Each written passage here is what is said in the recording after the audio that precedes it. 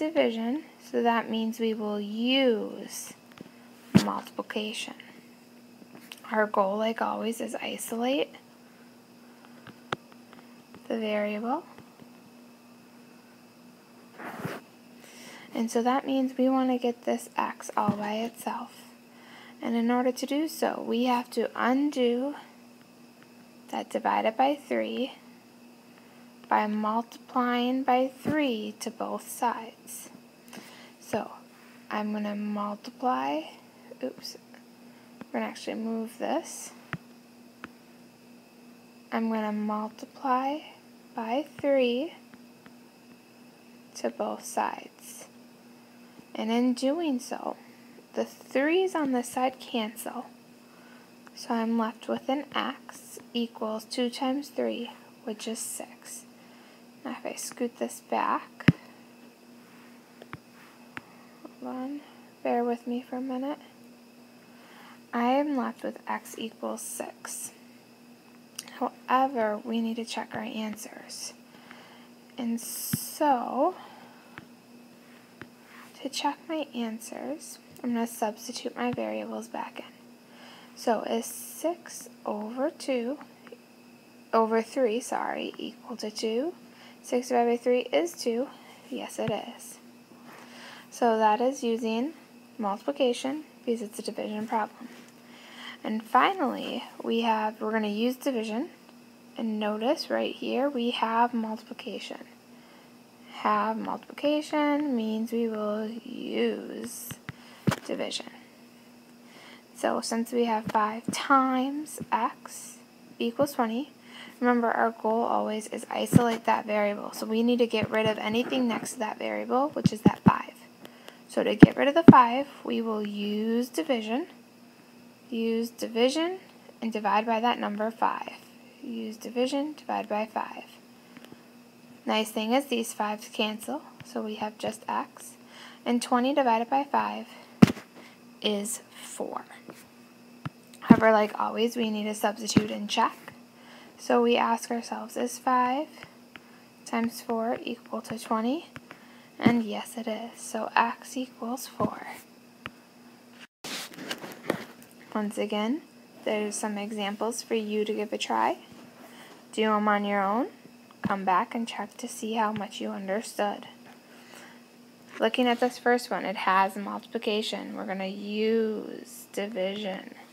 So it's 4 times x equals 6.4.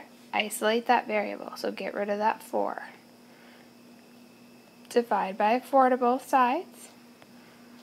We have x on one side and 6.4 divided by 4. If you need to work it out, do it. If you're okay, do it. And we end up with 1.6. Double check your answer. 4 times 1.6 equals 6.4, and I know that it does. Our next example, x divided by 4 equals -9, has division, so we will use multiplication. When you see divided by a number, you're going to multiply by whatever that number is to both sides. So divided by 4, we're going to multiply by 4. When we multiply by 4, the 4's in that fraction side with our variable cancel, so we're left with just an x. And on the other side, -9 times 4. When you have just one number that's negative, it stays negative. And then 9 times 4 is 36. So if I double check my work, -36 divided by 4 is -9. Yes, it worked out. So those were my answers. And finally, we're back to solving equations using reciprocals. Now, I know you've heard the word before, but try to recall what it is as I talk about it for a bit. And that's where we're taking back to that second slide in our presentation today, when I said when we have a fraction, what do we do? It's not an operation, but it is an essential idea to know. So if we have 5 over 4 m equals 28. 5/4 times m equals 28. a reciprocal is the fraction flipped. So when we say use a reciprocal, you're going to take the fraction and flip it. And you use multiplication always. Okay? So we're going to multiply by the fraction when we flip it. So if we have 5/4 times n equals 28, we are going to multiply both sides by our fraction when we flip it. So 5/4, flip it over, we have 4/5. We do it to both sides. Now the beauty here is when you multiply 4/5 times 5/4, our 4's cancel and they become 1's. Our 5's cancel and they become 1's. And so when we multiply, we have 1 times 1 or 1 over 1 times 1. 1 over 1 is just a 1. And so essentially, they cancel out completely. And so we no longer have to worry about any values. All we will have left is our variable m. Next, we have 28 times 4/5. I'm going to make 28 into a fraction. I can't simplify it all, and so I'm going to multiply straight across. 28 times 4 is 112. Oops, 112 that is. And then 1 times 5 is 5. And 5 can't divide into 12, so that's my final answer. If you want to make it into a mixed fraction, totally fine, but not necessary. And so the question is how will you remember when to multiply by the reciprocal?